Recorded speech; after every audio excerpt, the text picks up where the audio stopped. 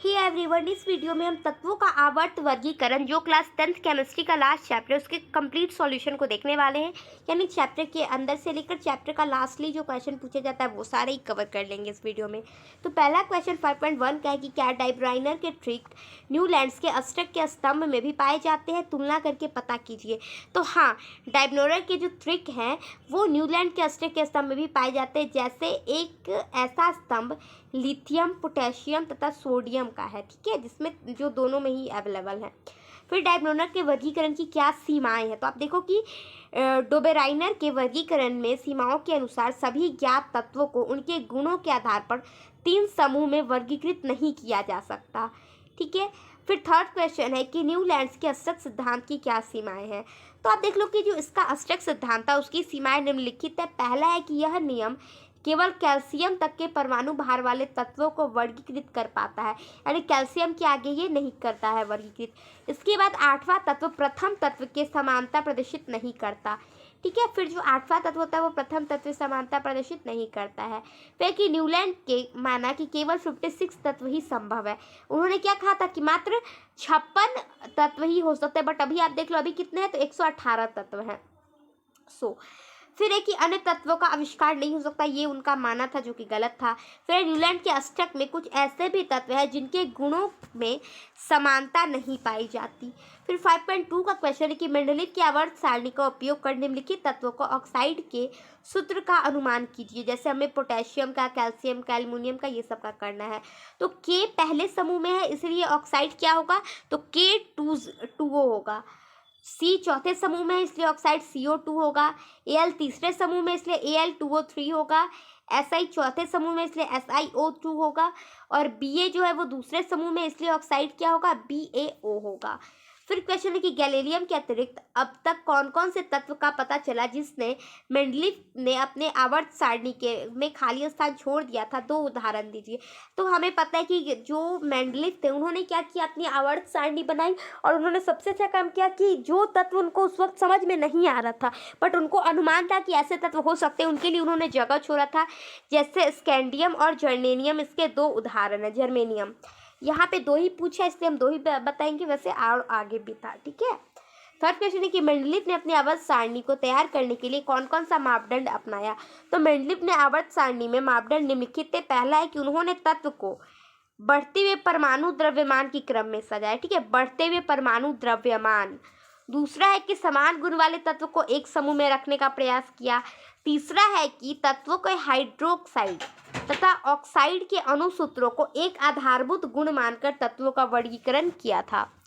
फिर क्वेश्चन है कि आपके अनुसार उत्कृष्ट गैसों को अलग समूह में क्यों रखा गया। तो देखो कि अक्रिय और उत्कृष्ट गैसों को अलग समूह में रखा गया, क्यों, क्योंकि ये गैस जो होते हैं वो अक्रियाशील होते हैं, यानी किसी के साथ रिएक्शन ही नहीं करते हैं।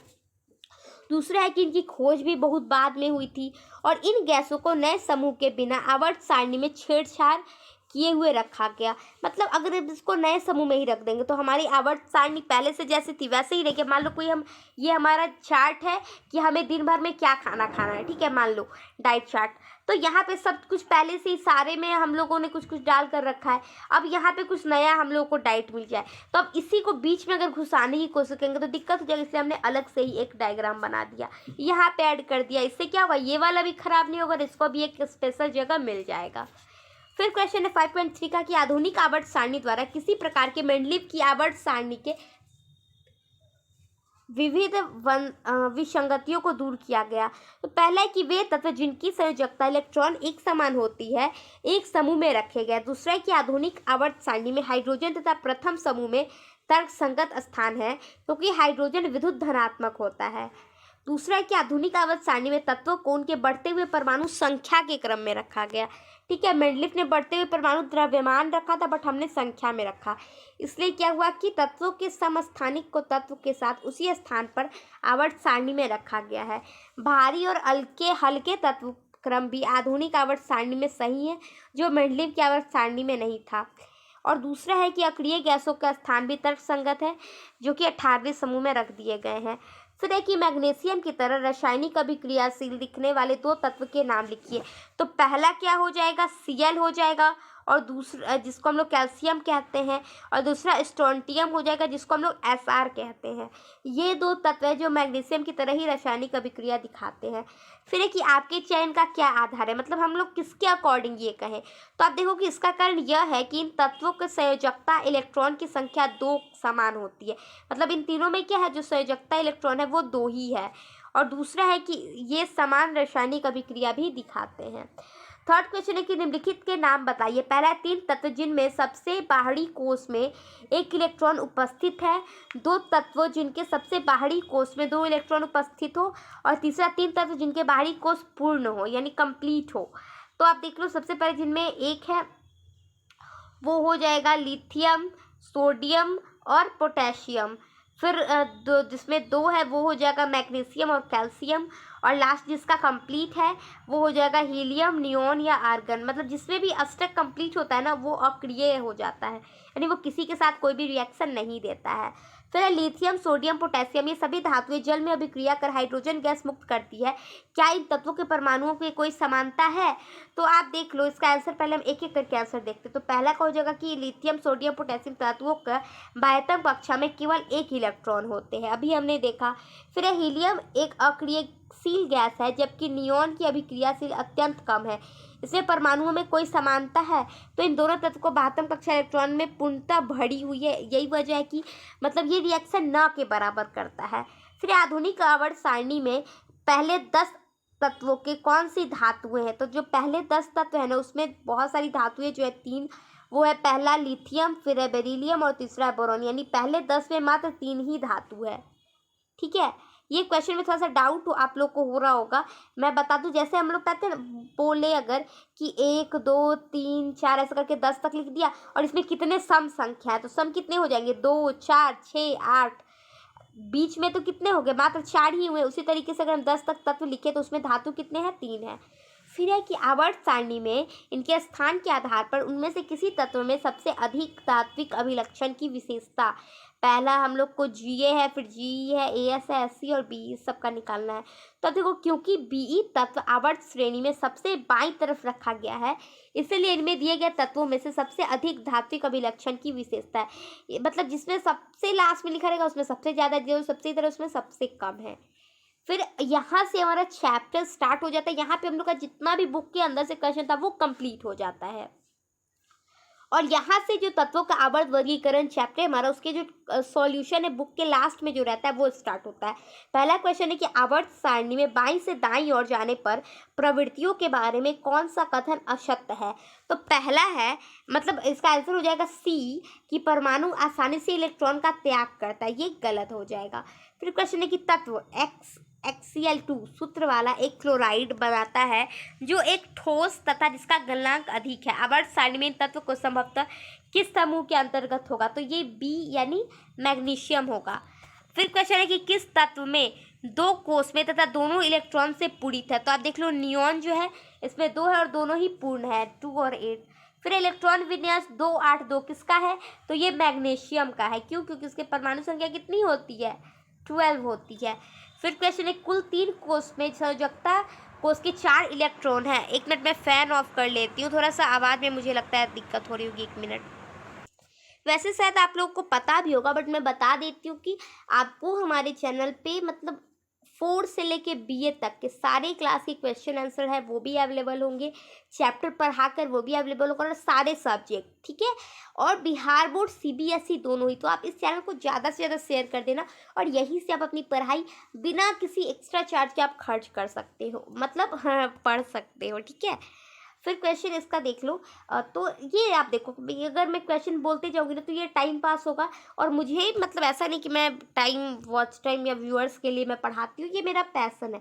तो डायरेक्ट आप आंसर देख लो। पहला नियॉन हो जाएगा, फिर मैग्नीशियम, फिर सिलिकॉन, फिर बोरॉन और कार्बन। आगे बढ़ते हैं कि आवर्त सारणी में बोरॉन के स्तंभ में सभी तत्वों के कौन से गुणधर्म समान हैं। तो आप देख लो कि ये सभी धातुएं हैं और इनके गुणधर्म निम्नवत होते हैं, कि ये सभी क्या होते हैं, सुचालक होते हैं। किसमें, बोरॉन वाले में। ये दोनों आघातवर्ध होते हैं, ठीक है। और दूसरा आवर्त सारणी के फ्लोरोन के स्तंभ में सभी तत्व कौन कौन से गुणधर्म समान है, तो इसमें हो जाएंगे कि ये सभी विद्युत का अचालक होते हैं, यानी सुचालक नहीं होते हैं बल्कि कुचालक होते हैं, ठीक है, कु। और दूसरा है कि ये सभी भंगुर होते हैं, यानी अगर इसको पीटोगे तो वो टूट जाएगा। फिर है कि एक परमाणु के इलेक्ट्रॉन विन्यास 2 8 7 है। इस तत्व की परमाणु संख्या क्या है? तो परमाणु संख्या करने के लिए सबसे इजी पता है क्या है? सबको आपस में ऐड कर दो, 8 2 10 और 10 7 17। उसके बाद क्या है यहाँ पे कि परमाणु संख्या पता चल गया कि 17 है कि इस तत्व के साथ इनकी रासायनिक समानता होगी। तो आप देख लो कि जो F से होता है, F से क्या होता है, आप ये मुझे कमेंट करोगे, मैम नहीं बताऊंगी, ऐसे मुझे पता चलेगा कि आपको ये जो अटोमिक क्या उसको कहता है, अटोमिक टेबल, ठीक है, ये आप लोग को याद है कि नहीं है। तो आप ये क्या करोगे, कमेंट करोगे, और इससे क्या होती है, इसकी समानता होती है। फिर 6 नंबर क्वेश्चन की आवर्त सारणी में 3 तत्व ABC स्थित निम्न प्रकार से है। तो हम लोग को इसमें बताना है कि ए धातु है या अधातु। तो आप देख लो, ये आपके बुक के पास है, ठीक है, ये चार्ट आपको बुक में दिया गया, यहाँ पे अच्छे से कॉपी पेस्ट नहीं हो पाया है, और ये क्वेश्चन आपका 6 नंबर का ये है। तो हम डायरेक्ट आंसर बोलते हैं, पहला है कि अधातु, दूसरा है कि सी क्रम कम अभिक्रियाशील है, सी का आकार बी से छोटा होगा और ए ऋणात्मक बनाएगा। क्लियर। 7 नंबर क्वेश्चन है कि नाइट्रोजन तथा फास्फोरस आवर्त सारणी के समूह 15 के तत्व हैं। इन दोनों तत्वों का इलेक्ट्रॉनिक विन्यास लिखिए, इनमें कौन सा तत्व अधिक ऋण विद्युत होगा और क्यों? तो इसका आंसर देख लो कि नाइट्रोजन का जो संख्या है वो 7 होता है, तो इसका विन्यास कितना हो जाएगा, 2 5 हो जाएगा। और फास्फोरस का क्या कितना हो जाएगा, 15 होता है, तो 2 8 5 हो जाएगा।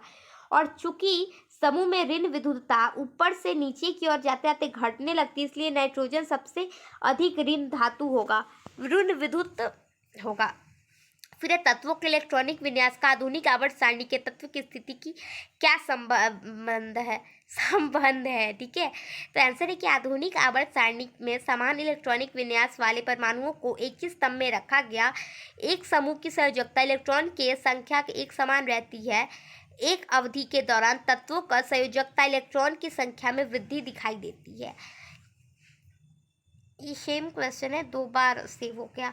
9 नंबर क्वेश्चन है कि आधुनिक आवर्त सारणी में कैल्शियम के चारों ओर 12 19 21 और 38 परमाणु संख्या वाले तत्व स्थित है। अब मुझे पता, आप लोग यहाँ पे कहोगे कि मैम 38 का हिंदी बताई, तो मुझे थोड़ा सा दिक्कत होता है, इसलिए मैं आगे बढ़ रही हूँ।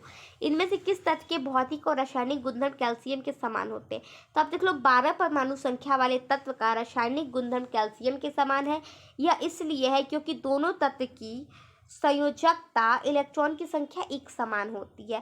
फिर 10 नंबर क्वेश्चन जो हमारे चैप्टर का लास्ट क्वेश्चन है कि आधुनिक आवर्त सारणी और मेंडलीव की आवर्त सारणी के तत्वों की व्यवस्था की तुलना कीजिए, यानी बेसिकली हमें अंतर बताना है। तो पहला है कि जो मेंडलीव का उसमें कि तत्वों के उनके परमाणु द्रव्यमान के आधार पर आरोही क्रम में सजाया गया, जबकि यहाँ पे क्या है, परमाणु संख्या के अनुसार सजाया गया है, ठीक है। तो यहाँ पे क्या है, परमाणु द्रव्यमान, यहाँ पे परमाणु संख्या।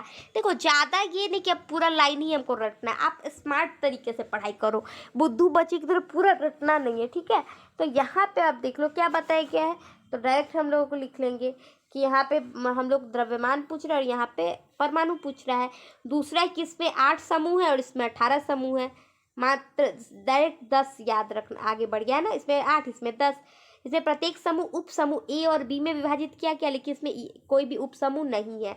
दूसरा है कि उत्कृष्ट गैसों को समूह उपस्थित नहीं है, क्योंकि उस समय उत्कृष्ट गैस का पता ही नहीं था, और इसमें उत्कृष्ट गैस है क्योंकि इसको पता चल गया था, इसलिए उसके लिए अलग स्तंभ का निर्माण कर दिया गया है।